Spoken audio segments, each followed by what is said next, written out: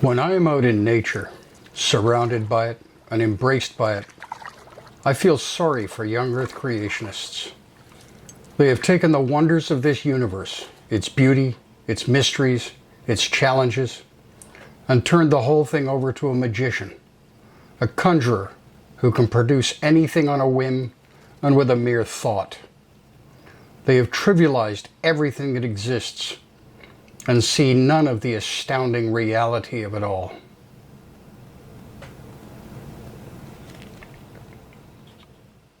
Hello everyone, and welcome again to The Simple Skeptic. Please hit the subscribe button, hit that bell, you'll be notified every time a new video comes out, and give a big thumbs up or a thumbs down on the video, whichever you think is worth. Young Earth Creationism. Young Earth Creationism is entirely based on the notion that the Bible is inerrant. Therefore, the Earth is young. Therefore, anything requiring longer timelines is wrong by default. Real science and real scientists are not bound by such dogma. And since evidence is clear that longer timelines are a fact, things like biological evolution and plate tectonics are possible. If, however, there were clear scientific evidence that the Earth was young, real scientists would adjust their analysis of the evidence. Young Earth creationists are not allowed to. They have sold their degrees to what they think is the highest bidder, when it is probably the lowest. A bidder who probably doesn't exist and therefore cannot pay up. They will tell you that secular science, which really only exists in their minds because they made up the term, refuses to consider the influence of gods. Garbage. It cannot investigate the supernatural because there is no scientific evidence that it exists. If its existence could be demonstrated, science would be duty-bound to investigate it. It would not put science out of business, as some religionists claim. In fact, it would give science even greater scope for investigation. It would ensure job security.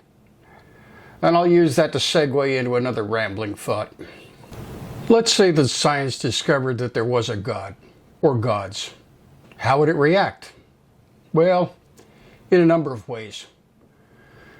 You would still have skeptical scientists saying, "Are we really certain about this?"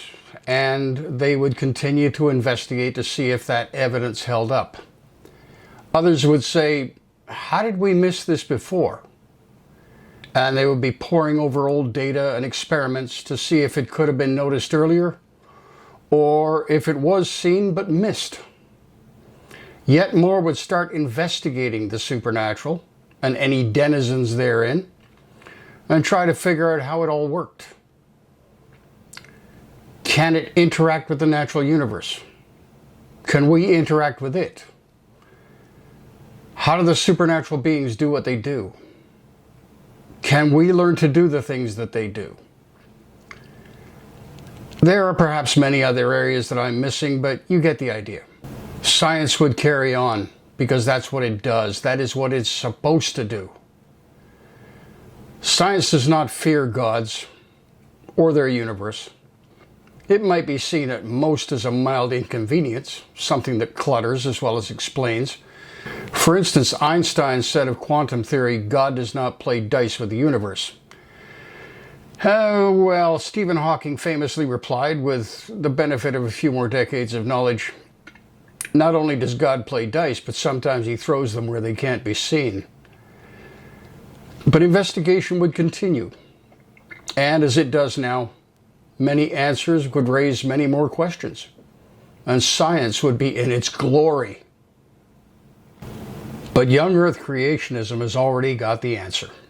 Magic, performed by an unseen and unverifiable entity, on a whim. There are no questions to be asked, not merely because the answers are already known, but also because asking questions disturbs the mighty magician.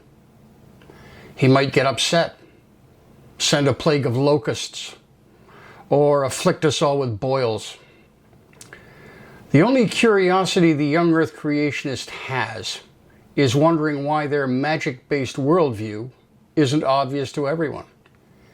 To that end, they continually attack real science and scientists and try to sway the public into faith-based ignorance about everything in the universe, and that is why they must be confronted. They are not content to allow others to live with knowledge that comes from outside their one single textbook.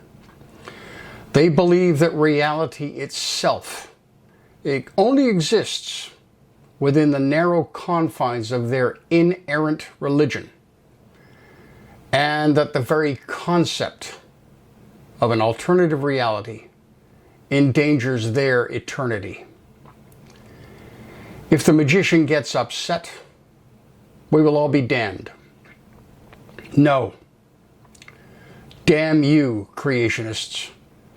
Damn you for trying to overturn all of science and replace it with unproven fables.